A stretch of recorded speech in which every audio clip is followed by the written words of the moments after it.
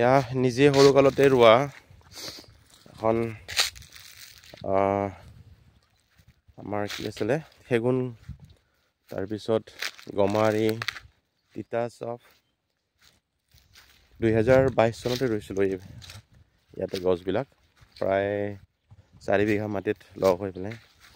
আৰু সেই বাগানতে আজি চাবলৈ আহিছোঁ, কিন্তু গছবোৰ বহুত ডাঙৰ নহ'লে। চাইছেনে বহুত সৰু সৰু হ'ল তাৰমানে এইবিলাক। তো তথাপিও মৰম লাগে নিজ হাতেৰে ৰোৱা গছ।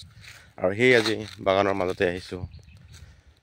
আমাৰ উইলিয়াম ৱৰ্ডছৱৰ্থ, জন কিটছ, ৰবাৰ্ট ফ্ৰষ্ট, তেওঁলোকেও এনেকৈ নেচাৰৰ মাজত থাকি পেলাই কবিতা লিখিছিল, আহিছিল, কবিতাৰ শাৰী বুটলিছিল তেখেতসকলেও।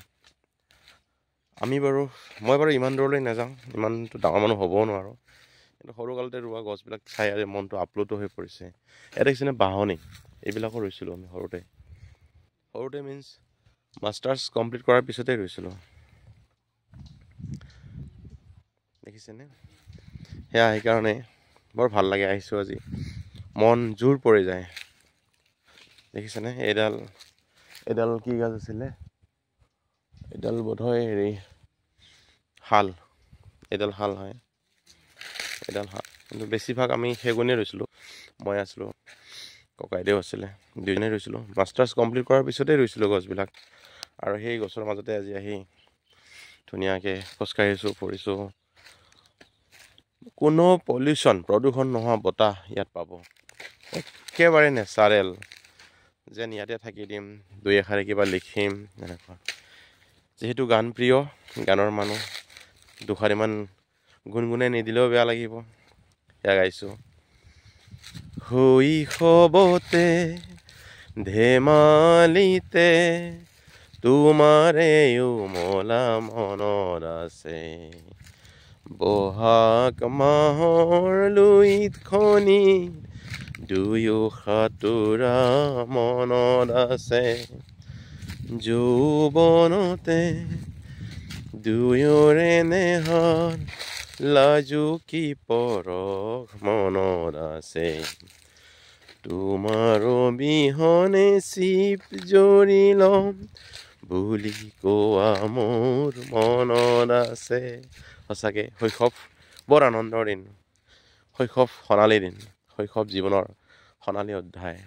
কি মানুহে কি নকৰে শৈশৱত, সকলো দুখ সুখ, কন্দা কটা, নপোৱাৰ বেদনা, প্ৰতিবাদ, পোৱাৰ আনন্দ, কত লগৰীয়াৰ সৈতে খোৱা, খানা খোৱা, ভোজ খোৱা, বনভোজ খোৱা।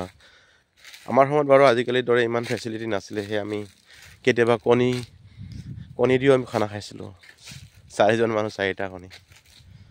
অতি সুন্দৰ ঠাই, সঁচাকৈ আজি আপ্লুত ইয়াত আহি পেলাই।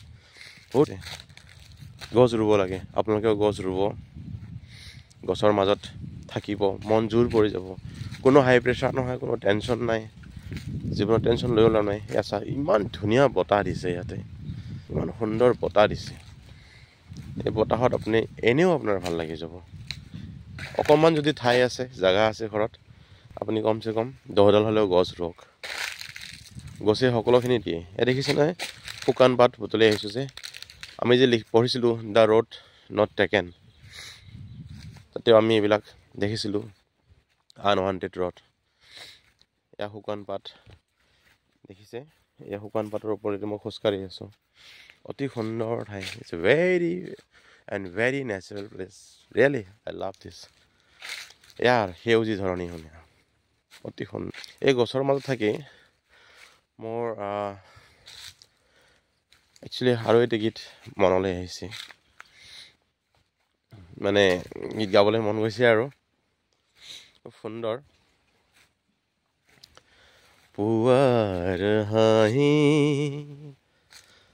চেঁচা বতাহ জাকে দৌৰণি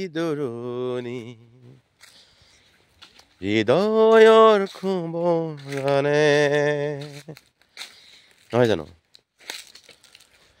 ঠিক আছে গাইছ, এৰিছোঁ, আকৌ লগ পাম। আশা থাকিল আপোনালোকেও গছ ৰুব, গছৰ লগত ভিডিঅ' কৰিব, গছৰ লগত কথা পাতিব। জুবিন দাৰ গছ প্ৰিয় আছিল, জুবিনে খুবেই গছ ভাল পাইছিল। আপোনালোক গছ ৰুওক, গছৰ লগত কথা পাতক। গছে বহুত কথা কয়, গছে বহুত কথাই কয়, গছে বহুত মেছেজ দি যায় আমাৰ জীৱনলৈ নীৰৱে। আমি জাষ্ট চকু মেলি চাব লাগে, কাণ পাতি শুনিব লাগে আৰু মনৰ পৰা অনুধাৱন কৰিব লাগে। মানুহে দিব নোৱাৰা বহুত কথা, কাম, জ্ঞান গছে দি যায় আমাক। আকৌ লগ পাম, এতিয়ালৈকে এৰিছোঁ। Thank U, bye bye.